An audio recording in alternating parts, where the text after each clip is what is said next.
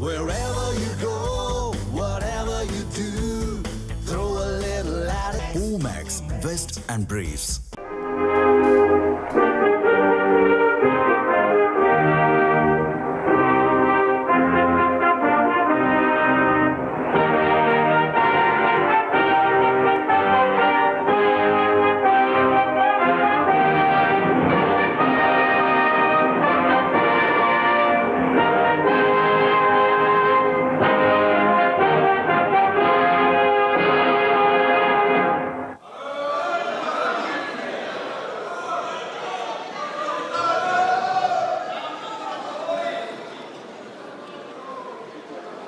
माननीय सदस्यगण, अत्यंत दुख के साथ मुझे सभा को अपने 6 पूर्व साथियों एवं कतर के पूर्व अमीर फादर अमीर महामहिम शेख हमद बिन खलीफा अल थानी के निधन के बारे में सूचित करना है। श्री नादेन दला भास्कर राव अविभाजित आंध्र प्रदेश के खम्मम संसदीय निर्वाचन क्षेत्र से, जो अभी तेलंगाना में है, 12वीं लोकसभा के सदस्य थे।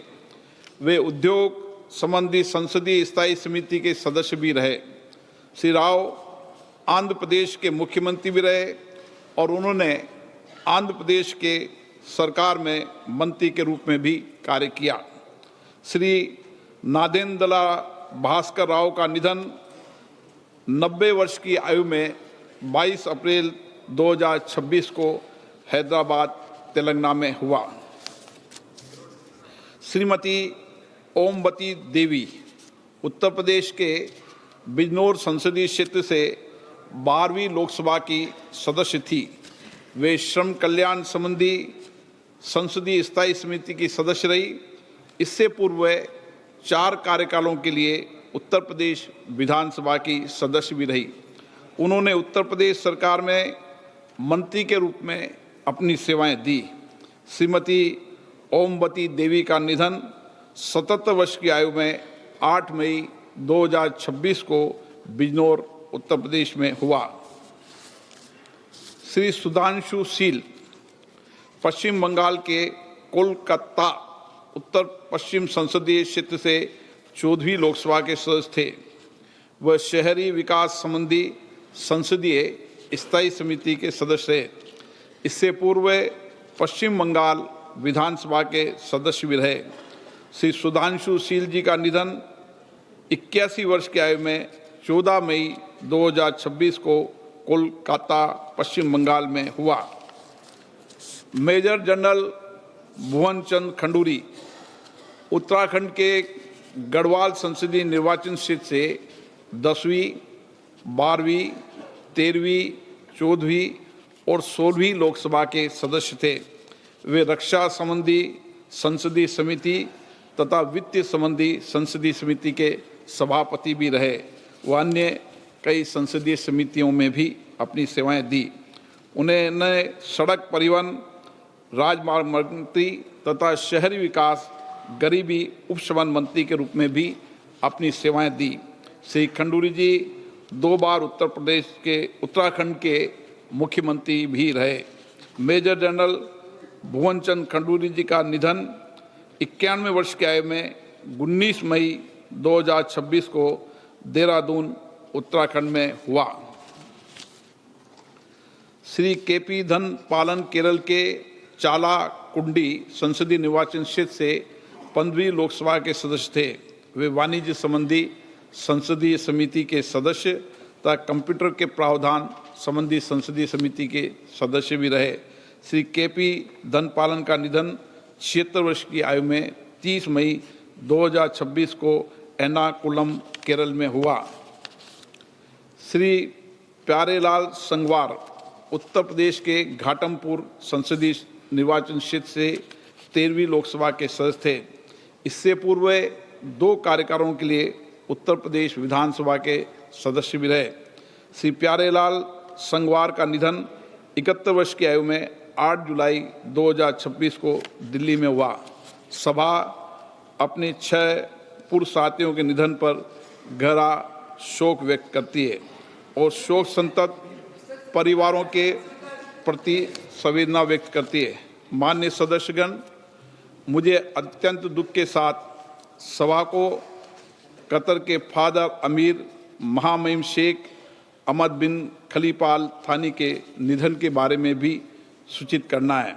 महामहिम शेख अहमद बिन खलीफा अल थानी ने जून 1995 से जून 2013 तक 18 वर्षों तक कतर के अमीर के रूप में कार्य किया। उन्होंने आधुनिक कतर की नींव रखी और उसे विकास और समृद्धि की महान ऊंचाइयों पर पहुंचाया। उन्होंने भारत कतर संबंधों के संवर्धन में भी महत्वपूर्ण भूमिका निभाई। महामहिम शेख अहमद बिन खलीफा अल थानी का निधन 74 वर्ष की आयु में 12 जुलाई 2026 को निधन हो गया है। सभा महामहिम अमीर शेख अहमद बिन खलीफा अल थानी के निधन पर कतर के लोगों और शाही परिवारों के प्रति अपनी गहरी संवेदना व्यक्त करती है। अब सभा दिवंगत आत्माओं के सम्मान में मौन रहेगी।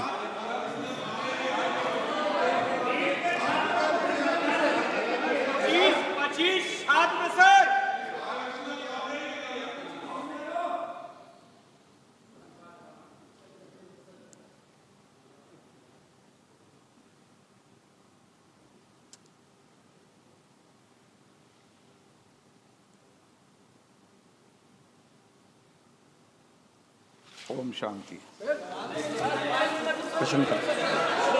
प्रश्न। मान्य सदस्यगण, प्लीज आप निधन संबंधी उल्लेख के समय सदन की मर्यादाओं को बने रहिए। अपेक्षा तो करते हैं ना हम?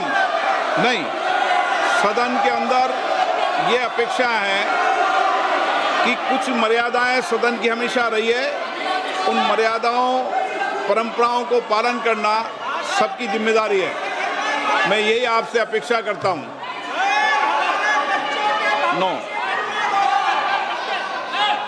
मेरी सदन में हमेशा ये अपेक्षा रहेगी सदन की परंपरा और प्रतिष्ठा को बनाए रखें। मैं सबको उचित समय देता हूं, सार्थक चर्चा हो, संवाद हो, तर्क हो, इसके लिए संसद है। आप तर्क से चर्चा करें, नारेबाजी से संसद की मर्यादा नहीं बनती है। प्लीज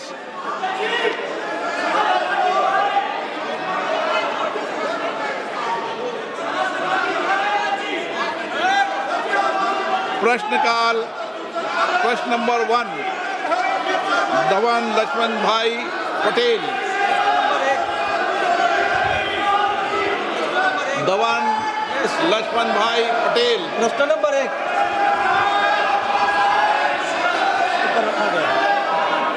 मेरा प्रश्न मंत्री जी से यह है कि भारत की पांडुलिपि विरासत के संरक्षण हेतु प्रारंभ की गई ज्ञान भारत का पहला उद्देश्य और उसके प्रमुख घटक क्या है, तथा दक्षिण गुजरात के वलसाड संसदीय क्षेत्र के दोड़िया, कोकड़ा और वाली जैसे जनजाति के मौखिक और पांडुलिपि परंपराओं के दस्तावेजीकरण किया जा रहा है और इसमें AI का उपयोग किया जा रहा है।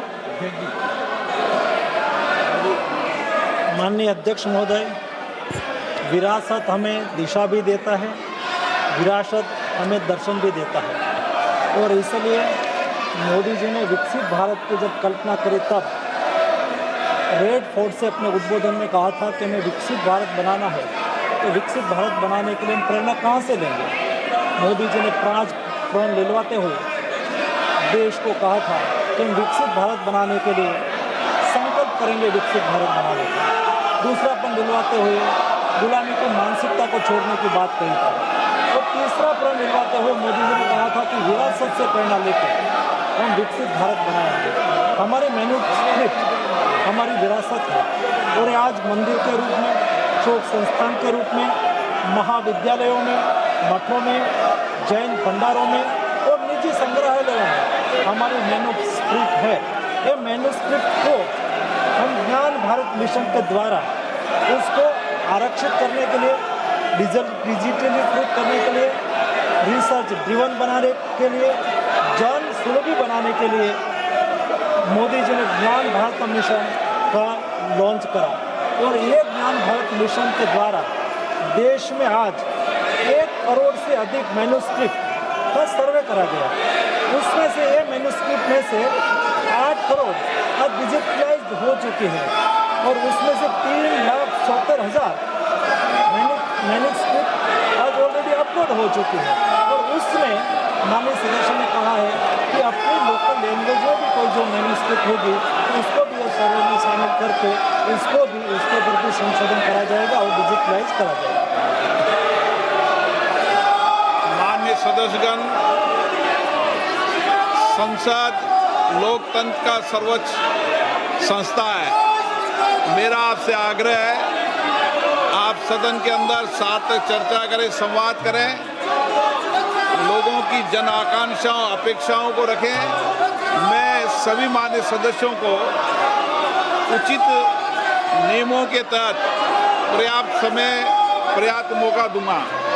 मेरा आपसे आग्रह है कि तख्तियां और नारेबाजी से सदन की मर्यादा नहीं बनती है। मेरा आग्रह है कि सदन का प्रथम दिन है और इस परंपरा को तोड़ना चाहिए कि प्रथम दिन सदन नहीं चलेगा। मैं हमेशा आपसे आग्रह कहता हूं कि आपको पर्याप्त अवसर, पर्याप्त समय मिलेगा। नियमों के तहत नोटिस दीजिए, सदन नियमों प्रक्रियाओं से चलता है। मैं आपको पर्याप्त समय दूंगा। अभी प्रश्नकाल है, प्रश्नकाल के अंदर नारेबाजी करना, तख्तियां लहराना उचित नहीं है। आप सब वरिष्ठ सदस्य हैं, प्लीज आपसे आग्रह है कि अपनी सीट पर बैठें, सदन चलाने में सहयोग करें। सदन नहीं चलाना चाहते, प्रश्नकाल नहीं चलाना चाहते, चर्चा नहीं करना चाहते, सदन की कार्रवाई आज 12 बजे तक के लिए स्थगित की जाती है।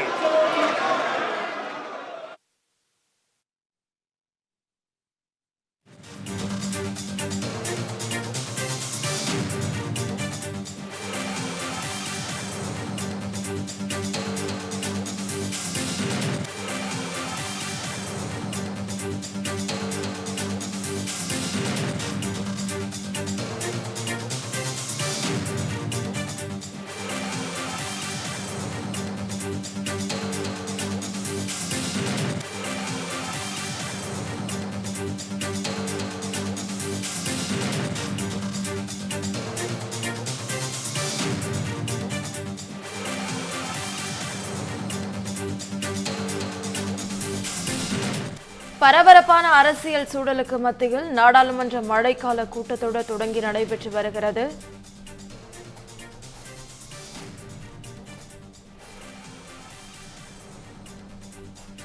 இன்று தொடங்கிய கூட்டத்தொடர் ஆகஸ்ட் 13ஆம் தேதி வரை நடைபெற உள்ளது. சபாநாயகர் ஓம் பிர்லா பேசி முடித்ததும் இருக்கையில் இருந்து எழுந்து எதிர்க்கட்சியினர் அமளியில் ஈடுபட்டு வருகின்றனர். மக்களவை தற்போது 12 மணி வரை ஒத்திவைக்கப்பட்டிருக்கிறது. நீட் மற்றும் மேகதாது விவகாரங்கள் தொடர்பாக காங்கிரஸ், திமுக உள்ளிட்ட எதிர்க்கட்சிகள் தொடர்ந்து அமளியில் ஈடுபட்டு வரும் சூழலில் 12 மணி வரை ஒத்திவைக்கப்பட்டிருக்கிறது. அமைதி காக்குமாறு உறுப்பினர்களுக்கு சபாநாயகர் ஓம் பிர்லா அறிவுறுத்தியிருக்கிறார். மக்களவை தற்போது 12 மணி வரை ஒத்திவைக்கப்பட்டிருக்கிறது.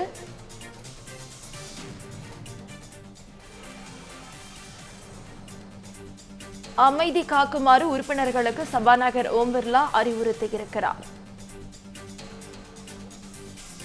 எதிர்க்கட்சிகளின் தொடர் அமளியை தொடர்ந்து மக்களவை நண்பகல் 12 மணி வரை ஒத்திவைக்கப்பட்டிருக்கிறது.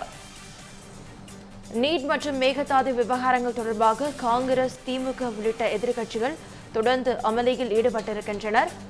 சபாநாயகர் ஓம் பிர்லா பேசி முடித்ததும் இருக்கையில் இருந்து எழுந்து எதிர்க்கட்சியினர் அமளியில் ஈடுபட்டனர்.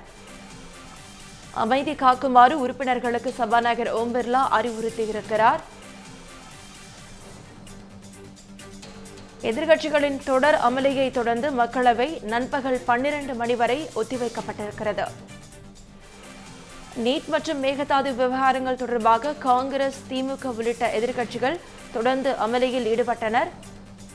சபாநாயகர் ஓம் பிர்லா பேசி முடித்ததும் இருக்கையில் இருந்து எழுந்து எதிர்க்கட்சியினர் அமளியில் ஈடுபட்டனர். தமிழ் ஜனம் சேனலை சப்ஸ்கிரைப் பண்ணாம பார்த்துட்டு இருந்தீங்கன்னா மறக்காம சப்ஸ்கிரைப் பண்ணிடுங்க.